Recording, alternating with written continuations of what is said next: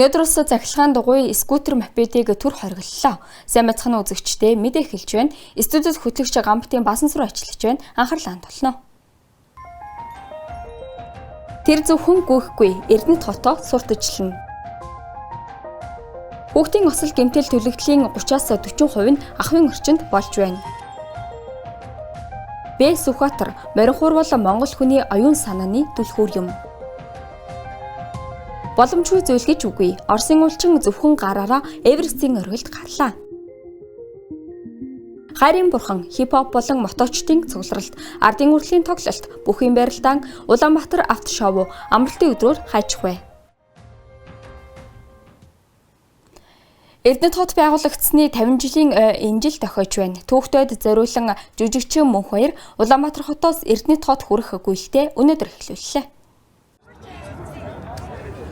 Жүжигчин мөнх баяр Эрдэнэт хотын уугуул иргэн. Хүүхэд настай өнгөрөөсөн Эрдэнэт хотын түүхтэй 50 жилийн ойд тэрээр энэхүү гүйлтэд зориулж байна. Мөнх баяр өдөрт 30 орчим км зам туулж 12 хоногийн дараа барайнд орохоор төлөвлөжээ. Эрдэнэтийг босгосон бүтээн байгуулсан ахмадуудаа хүндэтгэл үзүүлж байгаа. Дээрээс нь дахиад энэ хойч ирээдүйдээ бас одоо ахмадуудаа хүндлэх энэ үлгэрлэхтэй зөвөр үлгэрлэх ер нь ахмадуудаа хүндлэх хэрэгтэй.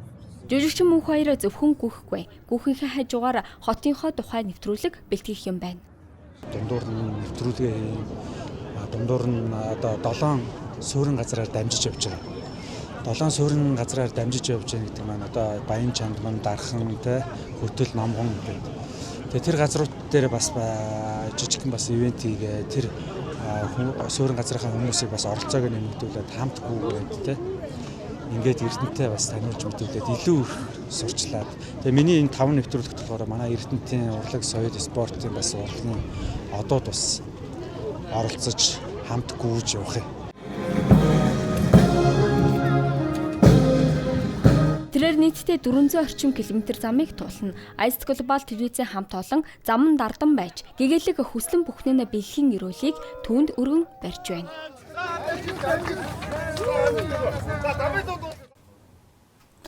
6 дугаар сар гарснаар сурагчдын зуны амралт эхэлж аялал зугаалгын үдрэл эхлэх үед гэмтэл савх судлалын үндэсний төвөөр үйлчлүүлэх хүмүүс тэр дундаа бага насны хүүхдүүд нэмэгддэг байна. Тус эмнэлгийн яралтай тусламжаар хоногт 200-аад хүүхэд тусламж үйлчилгээ авдаг бол улирлын энэ үед улам нэмэгддэг гэж гэмтэл савх судлалын үндэсний төвөөс мэдээллээ.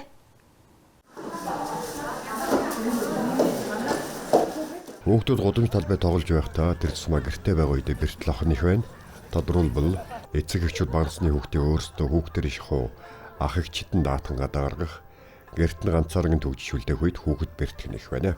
Энэ оны эхний 5 сарын байдлаар гэртээ бэртсэн 9912 хүүхэд тус эмнэлэгт ханджээ.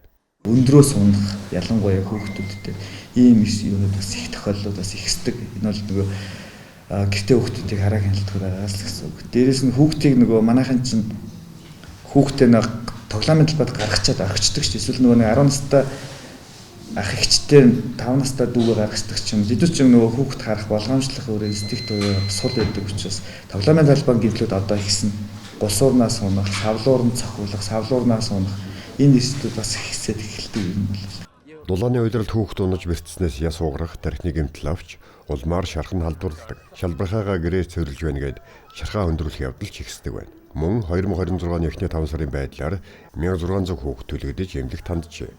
Сургууль цэцэрлэг амархаа тус эмнэлгийн ачаалал 2-3 дахин нэмэгддэг байна. Халуун тоогооны төлөгдөлтүүд бас нэлээд ихсээд байгаа. Хүүхдүүд энэ 5 насны хүүхдүүд. За уран дулаан цаг ирж байгаа холбоотойгоор бол бас нэг хүүхдүүд маань гэртээ байх тохиолдолд ихсдэг. Сургуультай явах чинь хараа хяналт ихтэй байдаг. Одоо болохоор сургууль соёлын амраа цэцэрлэгийн дээр зарим нэг цэцэрлэгүүд нь амарчгаар хүүхдүүд нь хараа хяналтгүй гэртээ одоо эцэгхийн хяналтгүй байдаг учраас түүнтэй холбоотой энэ төлөгдөлт болон ахуйн гэрээ ослууд хүүхдээ ослууд айгүй их нэмэгддэг. Хүүхдүүд мориноос унах, тоглоомын талбайд тоглож явах үед гэмтэж эмнэлэгт хандах нь ихсэж байгааг эмчнэр анхаарууллаа.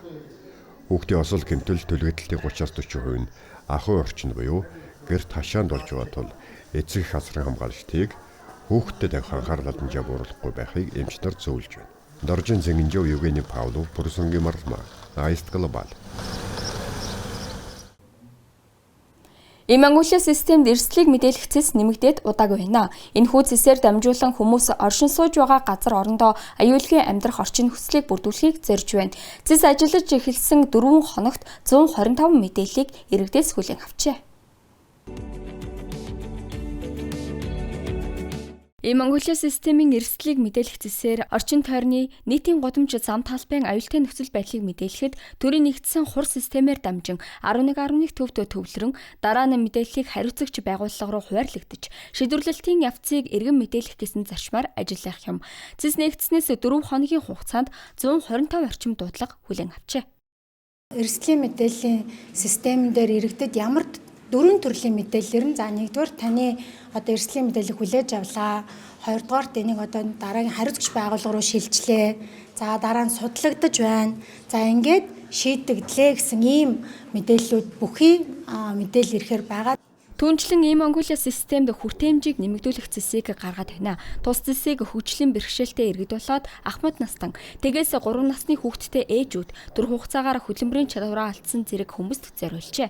Тэд эргэн тойронд нь хүртээмжийг нэмж болох ажил үйлчилгээ юу байгааг мэдээлэх юм. Харин нэвтрэхэд хялбар байх үүднээс Inclusive Data CGMN гэсэн сайтыг бий болгожээ. Эрсдэл мэдээлэх одоо цэс маань одоо сервис маань мөн ялгаагүй API болон хувийн хвшлүүдэд нээлттэй болж байгаа. Тэгэхээр өмнө нь одоо ийм Монгол дээр байсан 15 сервисийг хувийн хвшлийн байгууллагууд маань хүлээж аваад өөрсдийнхөө платформудаар дамжуулан иргэдэд хүргэжсэн бол мөн ялгаагүй эрсдэл мэдээллийн цэсийг маань хувийн хвшлүүд маань аваад одоо манай мэдээллийн технологийн үйлдвэрлэл эрхлэгч аж ахуйн нэгжүүд маань авч өөрсдийнхөө бас платформуд дээр иргэдэд чиглэсэн үйлчлэгээ болгож оруулах боломжтой байгаа. Цаашлаад тун удахгүй аюултай нөхцөл байдалд орсон тохиолдолд хүн өөрийн байршлыг мэдээлэх технологиг нэвтрүүлэхээр ажиллаж байна гэлээ.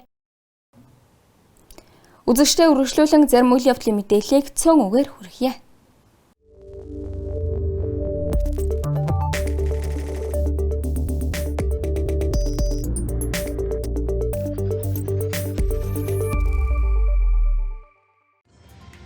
Авилгатай тэмцэх газраас нийслэлийн засаг даргын батламжилсан мопед скутер болон түүнтэй адилдгах үзүүлэлт бүхий тээврийн хэрэгслийг гудамж замын хөдөлгөөнд хязгаарлалттай оролцуулах тухай болон зөвшөөрөл олгох тухай захирамжийг тус хүчингүй болохлоо. Сүүлийн 1 жилийн хугацаанд скутер, мопед сураантай холбоотой ослоор гэмтэж хохирох, хөгжлийн бэрхшээлтэй болох явдал 35% өссөнөөс 80% нь насанд хүрээгүй хүүхэд байна. Тиймээс ашиглалтыг хуульд нийцүүлтэл түр хориглолоо. Нэр бүхэн улсын хурлын гишүүдийн санаачлан боловсруулсан замын хөдөлгөөний аюулгүй байдлын тухай хуулийн нэмэлт өөрчлөлтөөр скутер мопед явган хүний замаар зорчихыг бүрэн хориглолоо. Хуульд зааснаар эцэг эхчүүд 18 нас хүрээгүй хүүхдэд ийм ангуулиагаар нэвтрэх эрхээ ашиглуулж мопед скутер хэрэглэсэн бол 200 мянган төгрөгөөр торгуулна. Унахтаа сундлахгүй явган зоршигчийн гарцаар төрж гарна. Төрж гараагүй болон зөвшөөрлгүй газар орхивол 50 мянган төгрөгөөр торгоно. Энэ бол торгуул шийтгэл гэхээсээ илүүтэй аюулгүй орчныг бүрдүүлэх хүчин чармайлт юм гэж улсын хурлын гишүүн Лувсан Жамс тусдагчээ. Хурдан морины уралдаанч хүүхдийн гинтийн ослын даатгалын суурь хураамж 100 мянган төгрөг, нөхөн төлбөр 20 сая төгрөг байсныг суурь хураамжийг 250 мянга, нөхөн төлбөрийг 100 сая хүртэлх төгрөг байхаар шинжилжээ. Шинжилсэн үнэлгээг энэ сарын 15-наас даатгалын байгууллагууд болон морины эзэд, яачид, эцэг эхчүүд дагаж мөрдөнө гэж хүүхэд гэр бүлийн хөгжил хамгааллын ерхий газраас мэдээллээ. Казахстаны Skate Airlines компани агарын хөлөг Чингис хаан олон улсын нисэх онгоцны будал газардсанаар Астанагаас Улаанбаатар чиглэлийн шууд нислэг эхэллээ. Хоёр улсын ерөнхийлөгчийн эхлүүлсэн ажил бодит болж манай улсыг зорих жуулчдын тоо нэмэгдэх, манай иргэд гадаадын бусад орн руу зорчих, бараа бүтээгдэхүүн солилцох таатай орчин ийхүү бүрдэж байна. Америкийн нэгдсэн улсын тусгаар тогтнолын 250 жилийн ой энэ онд тохиож байна.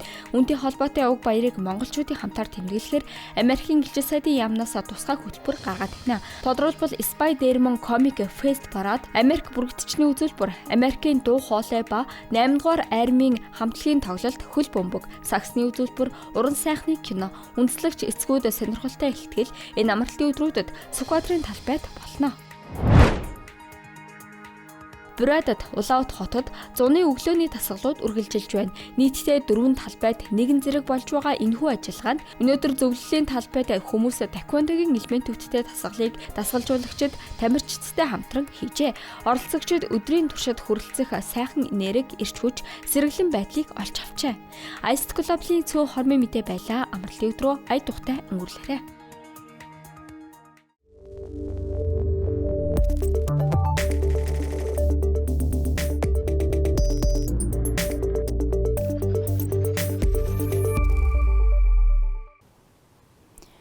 Эх орон ард түмнээ магтан дуулж, элдвэс суртал ухуулахыг шүүмжилснийхээ төлөө хавчагдаж явсан задгай шүлэгтээ их найрагч Эренчний чанмын мэндэлсний 90 жилийн энжил дохиож байна. Айн хүрээнд түүний нэрэмжит оюухай 2026 наатан болж яруу найрагч Алтан хуйг тэргүүн барьцалжээ. Хаалгаар орох гарах минь минийх биш. Шатаар өгсөж уруутгах минийх биш. Зөөд үзэл бодол Монгол гэдэг уулын өндөр ургацсан нөтхөн урсгалн тунгалаг уужим сайхан эх орон. Монголын дуу гэвэл моторын дуу биш. Морьтон залуусыг уриаасан мойлхаар нүтгэнгүйдийн дууг Монгол гэдэг юм. Монгол дурсгал гэвэл мөнгөн боронцтой шохон баримл бишээ. Мөрөн балраагүй цувааны зам дээр мөнгөчн үлдсэн хүн чулууг хэлдэг юм. Гэж эх орноо магтан дулсан Эренчний чойномд 1990 онд төрийн сойрхол нэхэн олгосон юм. Түүний бичсэн шүлэг бүр уншууртай, утга уянгатай, хэлбэр хийцийн хувьд 8 настай болчраас ч 80 настай буурай хүртэл уншихад ойлгомжтой байдаг лээ. Үндэсний музейд одоо Чойномын зурсан зургуудаар үзэсгэлэн гарсан. Тэр үзэсгэлэнгийн үзмөрүүдээс энд дээжлэн хүргэж байгаа. Одоо Чойномын зурсан зураг, Чойномын одоо сийлсэн уралсан морин хуурыг бас тайзан дээр тавьж үзүүлсэн байна. Чойномын одоо 90 жилийн ойг тэмдэглэн өнгөрүүлэх Монгол Улсын засгийн газрын тогтоол гарсан. Засгийн газрын тогтоол гарсантай холбогдуулан бид бүхний одоо зохион байгуулж байгаа бүх ажил үйлс мэн одоо ерөнхий сайдын ивэл дор гэдэг одоо зохион байгуулж байгаамаа.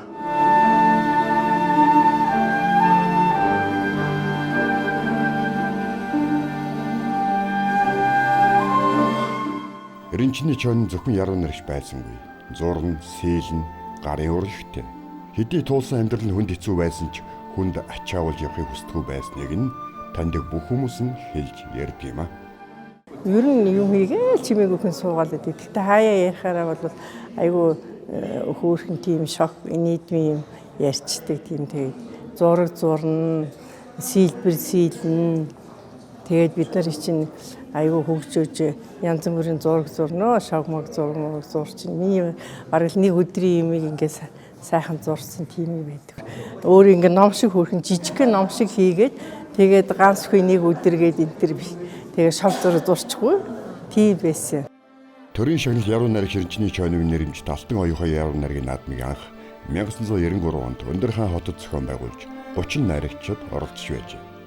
Харин энэ жилийн наадмын 2-ын даваанд 26 найрагчид үлдснээс шүлгийн ур, үгийн цэлэмгээр Энэрл, Торой, Алтан хоёрыг зэрэг 5 найрагч үлдсэн байна. Алтан хоёрыг найрагч аавын тухай өгүүлсэн таач бас өгүүлдэггүй шүлгээрээ тэргүүн байр эзэлсэн юм. Тэрээр оюухай наадмын тэргүүн байрыг 2 удаа эзэлсэн анхны найрагч болж байна.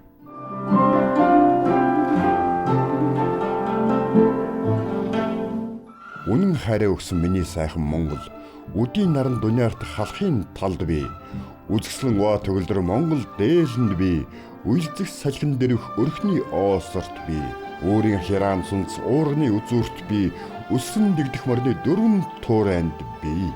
Энэ үнийг би дуулах гэж энд аргалын галын хажууд эсхий гэрийн зайд ихчин төрсөн юм. Аргалын гал төрсөн эсхий гэрийн дотор юм авга их заншилтай өөрмөгц үндэстэн байдаг юм.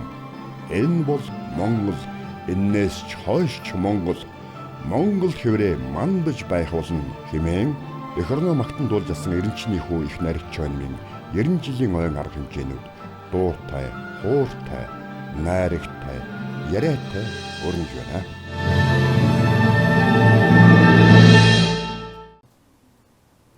Маринхуур судлаач урлаач Сүхбаатар 17 жилийн өмнө үед амьдсан нэгэн икэл хөгжмийг наг цагаасаа өвлөж авчээ. Ингээд хуучны маринхуур цуглуулж эхэлсэн байна. Ганц хөгжмөс эхэлсэн түүний цуглуулга өдгөө 500 гарын үзмэртэй музей болж өргөжжээ.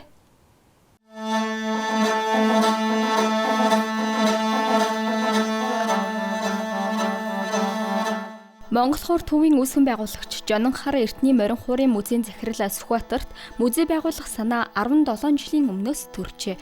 Тухайн үед аавынхан талын нагцаа Экел хэмээх хуучны нэгэн хуурыг өгснөөр Маринхуур гэдэг гайхамшигтай сайхан хөгжмийн зэмсэгт эргэлт буцалтгүй дурлаж, яг тийм төрлийн хөгжмийн зэмсэг цуглуулах хоббитэй болсон байна. Бараг 10-аад жилийн турш цуглуулж байгаад дараа нь музей болгожээ. Түүний байгуулсан музейд Эрдэнэ дахин давтагдшгүй олон сайхан Маринхуур болон бусад төрлийн хөгжмийн зэмсгүүд хадгалагдж байна. Манай музей бол нэг 500 гаруй үзмэртэй.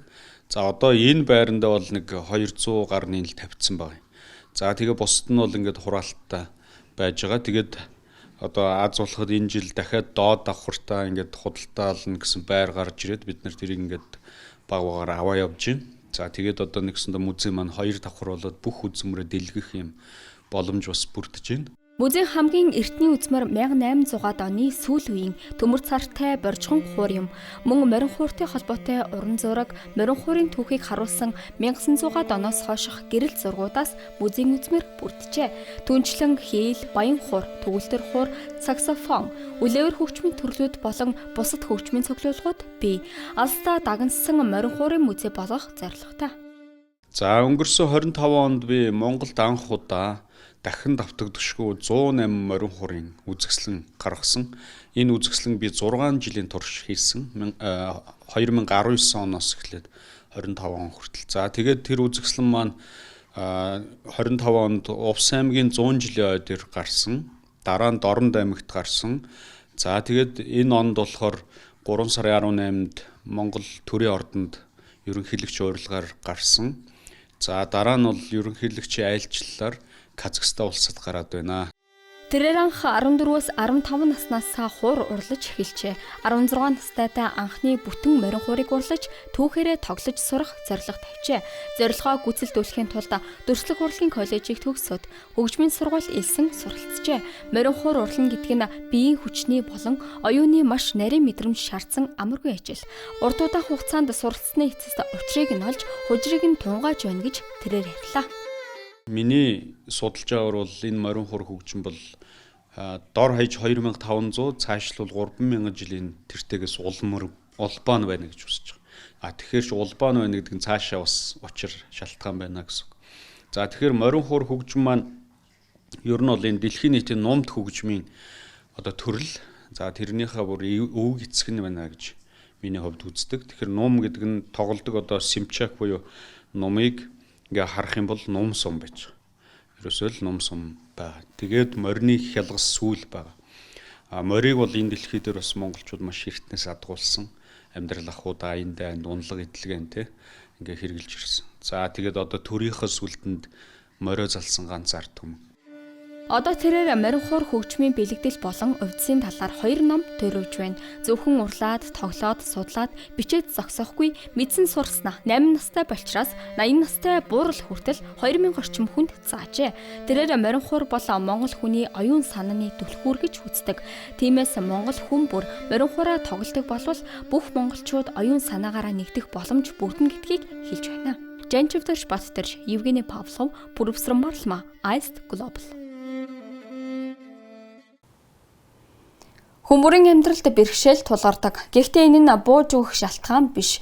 Үүнийг манай удаах сурвалжлагын Баатар батлан харууллаа. Түүний түүх ямар ч саад бэрхшээлийг даван тулах хүчийг танд өгнө гэдэгт итгэлтэй байна. Рустам, дорогой, это вершина мира. Энэ бол дэлхийн хамгийн өндөр оргилд зөвхөн гараараа гарсан анхны хүн Рустам Набиев юм. Тэрээр 2015 онд цэргийн алба хааж байхдаа 2 хөлөө алджээ. Казармын дээвэр нурж 7 цагийн турш нуранган дор дарагджээ. Энийний дараа 2 хөлийн тарих хагалгаа хийсэн байна. Ийм эмгэнэлт явдал олон хүнийг мохоож байсан ч Рустамын хувьд эсэргээрээ амьдрах асар их хүсэл тэмүүллийг өгчээ.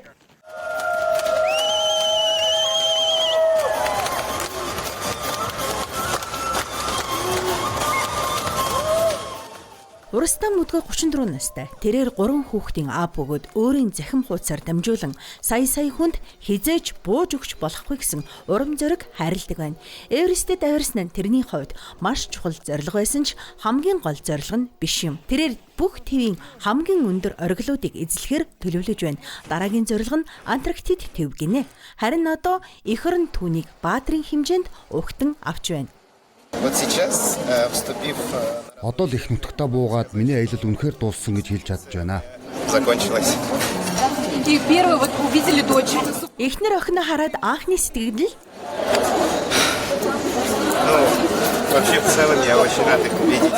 тэдэнтэйгээ дахин уулзч байгаадаа үнэхээр баяртай байна. Би хаашаа явж байгаагаа маш сайн ойлгож байсан.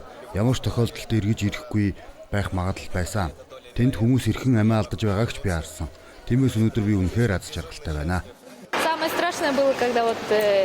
Түүнийг оргилууд авирч байх үед маш аимшигтай байсан. Би маш их санаа зовж байсан ч түүний төлөө залбирч, түүндээ итгэж, гэртээ ирэхийг нь тесэн ядан хүлээсэн. Би нөхрийнхөө эр зориг, сэтгэлийн тэнхийг биширдэг. Мөн маш олон хүнд урам зориг өгч байгаад нь баяртай байдаг. Би ааваараа маш их бахархдаг. Тэр зөвхөн гараараа дэлхийн оргилд гарсан. Учир нь өөртөө итгэж боломжгүй зүйл гэж үгүй гэдгийг баталж чадсан юм. Сергей Дучков, профессор Маралма, Ice Global Равтлын агентлагийн материалаар бэлтгэлээ. Аялал жуулчлалын улиралд зориулсан мэрэгжлийн урлагийн байгууллагын тоглолтууд эхэллээ. Үүнтэй холбоотой хүмүүст ч гэсэн өдөр бүр тоглолт үзэж, өв соёл, арвин түүхээрээ бахархах улирал ирж байна. Тэгэхээр амралтын өдрүүдээр хайчих вэ. Гавьт жүжигчин поп хатагтай Саран Туяа 1990 онд анх Хөх тэнгэр хамтлагт байхдаа төв зингэлдэх хүрээлэнд тоглож дуулж байжээ. Өдгөө тэрээр дахин энд тоглох гэж байна. Хайрын бурхан 40 жил тоглолтоо тэрээр 3 жилийн өмнөөс төлөвлөжээ. Би өнөөдөр их баяртай байна. Яг гэрийн даалгавраа гэдэг юм уу маш сайн хийсэн одоо дуулгарт юу гэмтэй тийм хичээн чармаалт ихтэй сурагч шиг сууж ийна Саран өнөөдөр 40 жилийнхаа ойн тоглолтоо хийхэд би маш сэтгэл хангалуун байна. Үзэгчд өмнөдөө 40 жил ихшиглүүлсэн энэ сайхан дуунуудаа шилдэг 40 дуунуудаа ихшиглүүлэх болсондоо бүр давхар баяртай байна. Дуучин Сараа үзэгчтэй харин бурхад химээдэг. Олон зүйлээ давхцсан гоё тоглолт 6-ны 18 цагаас төв зингэлдэх хүрээлэнд болно. 20 дугаар зууны манлай дуучин гавьт жүжигчин поп хатагтай Саран Туяагийн 40 жилийн ойн хайрын бурхан тоглолттой энзэрэгцэн хип-хоп хамтлаг дуучдын цугларалт болох гэж байна. Цугларалтад дижитал, сүнс хамтлаг Замлан, Харшин Басандорж, Ice Top, Хаги Хүү, Түлтэр, Fla Loki, Bomb Crew, Zayashi, Desire, DJ Баяраа нар оролцсноо. Тоглолт төв зингэлдэх хүрээлэнгийн Чанхвайн байрлах Galaxy Tower-т болно. Улсын дөрвөлжин Эрдэнэ театр нийгмийн хариуцлагынхаа хүрээнд тусгай хэрэгцээ дэргэдэд зориулан өн төлбөргүй тоглох гэж байна. 6-ны Бям гарагийн 15 цагаас болох энэхүү гала тоглолтоор дэлхийн сонгодог урлагтай танилцсан зэрэгцээ, театрын үйл ажиллагаатай танилцаж, тусгай хэрэгцээ дэргэдийн бүтээлээр дэлгэсэн үзэсгэлэн үзэж сонирхох боломжтой. Үндэсний урлагийн их театрын үүд хаалга 6-ны Бям гарагаас эхлэн өдөр бүр нээлттэй байх нь. 76 жилийн арвин түүх уран бүтээлийн баялаг дуршлагтай Үндэсний урлагийн их театрын тайснаа өдөр бүрийн 17 цагаас Хөлмөрийн Баатар ардын жүжигчин Төрийн сойрхолд Норов Бандсны нэрэмжит дуучид, ардын жүжигчин Төрийн сойрхолд Сэвждийн нэрэмжит бүжгийн чуулга, Монгол төрийн үндэсний хөгжмийн их найрал бүрэн бүрэлдэхүүнээрээ оролцсон тоглолттой. Одоо үргэлжилж байгаа тоглолтоос танилцуулъя. Sky Resort Цанын бааснаа байрлах хүн театрт 7-ны ням гарагт 16 цагаас ардын урлагийн тоглолт. Сонжин бодогдох үндэсний морьт хүрээлэнд Улаанбаатар циркийн хамтарсан Эзэн Чингисийн дуйл сэдвт морьт жүжигжилсэн тоглолт. Монголын хүүхдийн ордонд ардын урлагийн хуур магнай чуулгын Монголын гайхамшиг дурлалын тоглолт. Palazzo Tower-т Монгол хуур чуулгын Horse Kid Fiddle ардын урлагийн тоглолт. Төмөр замын чуулгын Ганцхан Palace-т Цагаан лавай чуулгын Nomadic Legend ардын урлаг өвсөлийн тоглолт тус үргэлжилж байна. Одоо спортын зарим үйл явдлаас танилцуулъя. Талын салхи олон улсын мото фестивал 11-р хичээлдээ болно. Энэ удаа 70 мото клубын 3800 гаруй мотоцикл сонирхогч оролцохоос гадна бүгд найрамдах Хятад ард улс, Оросын холбооны улс, бүгд найрамдах Солонгос улс, бүгд найрамдах Унгар улс, Малайз зэрэг олон улсын мото сонирхогчид оролцсноо. Түүнчлэн энэ удаагийн наадам их хүүхдийн эрүүл мэндийн төлөө уран дар болж байгаагаараа онцлог. Монголын автомашины салбарын хамгийн том нэгдсэн үйл ажиллагаа Улаанбаатар автошоу Мишель Экспот болно. 10 дахь удаага болж байгаа тус автошоу энэ жил энэ бол өөр урандор автомашины шин загвар дэвшилтэй технологи танилцуулах гэж байна. Монгол бүхий өргөөнд 6-ны бям гарагт 11 цагаас цэргийн цол чимэг олгох бүх цэргийн наадам 2026 амиг цэрэг сумын цолтой 256 бүхий барилдаантай. Харин 7-ны ням гарагт 11 цагаас Өмнө Говь аймгийн Манлай сумын хараад бүгд найрамдах Монгол ард улсын арслан Дэмүүлийн нэрмжит үндэсний их баяр наадмын сорилго улс аймаг цэргийн цолтой болон залуу 256 бүхий барилдаантай. Түүнчлэн Улаанбаатар хотно 23 орны 297 тамирчин оролцож байгаа чөлөөт сонгомол бүхий дэлхийн чансаа олгох Улаанбаатарын нээлттэй тэмцээн буян тухай спортын ордонд үргэлжилж байна. Ice Global амралтын өдрүүдэд болох урлаг соёл спортын зарим үйл явдлыг танилцууллаа. Эрхэм үзэгчдээ та бүхэндээ Баасан гарагийн мэдээний хөтөлбөрөөр хүргэлээ. Анхаарлаа хандуулан хамт байсанд баярлалаа. Баяртай.